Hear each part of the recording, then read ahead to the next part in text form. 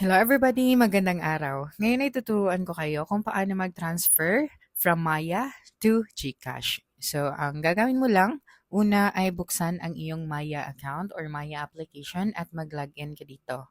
Ngayon, ang susunod mong gagawin ay i-click mo lang ang bank transfer option.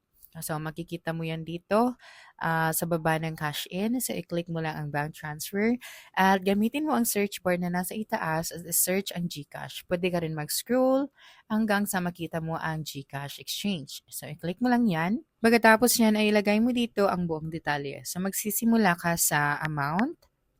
Tama. Pagkatapos niyan, ang purpose. So, pwede mong ilagay dito payment. Susunod naman ay ang account details. So, i-type mo dito ang account number. Tama. Pagkatapos niyan ay ang account name.